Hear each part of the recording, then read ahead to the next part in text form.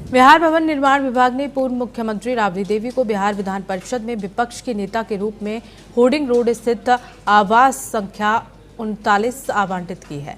इस फैसले पर राष्ट्रीय जनता दल नेता शक्ति सिंह यादव ने सवाल उठाए हैं और कहा है कि राबड़ी देवी पूर्व मुख्यमंत्री और वर्तमान विपक्षी नेता है, फिर भी किस नियम के तहत आवास बदला गया ये स्पष्ट नहीं है। उन्होंने बीजेपी के बढ़ते प्रभाव और विभागों के फैसले पर नाम मात्र की सत्ता होने का भी आरोप लगाया।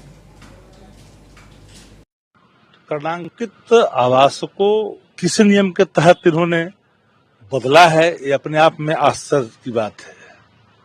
ये राजनीतिक शुचिता यहाँ तो भंग होता दिखता है।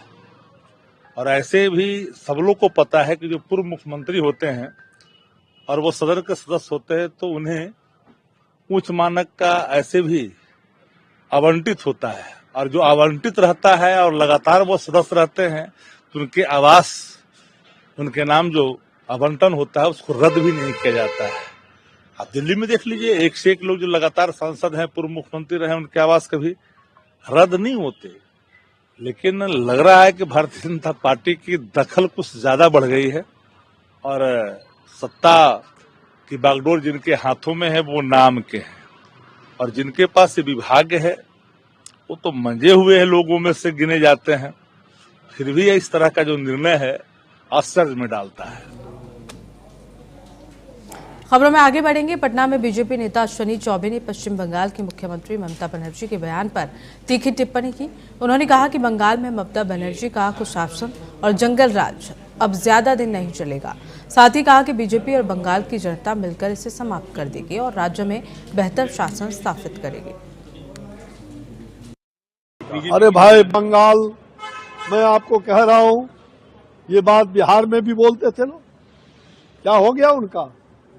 और कह दीजिए ममता दीदी को कि मैं बक्सर का फांसी का जो रास्ता जिसे बिहार को टांगने का काम किया था, वही रास्ता लेकर के बंगाल भी पहुंच रहा हूं।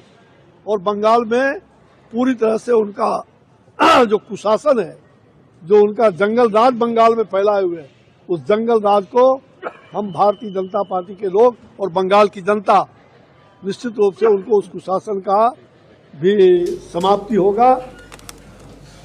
सुपौल के बलहा पंचायत के दुधा वार्ड नंबर 12 में देर रात शॉर्ट सर्किट से भीषण आग लग गई। इस दौरान घर में अचानक उठी आग ने देखते ही देखते पूरे घर को अपनी चपेट में ले लिया। घटना में करीब 5 लाख की संपत्ति जलकर खाक हो गई, जबकि एक गाय और 4 बकरियां भी जलकर उनकी मौत हो गई। ग्रामीणों ने कड़ी मशक्कत के बाद आग पर काबू पाया। स्थानीय लोगों ने प्रशासन से पीड़ित परिवार को तुरंत मुआवजा देने की मांग की है।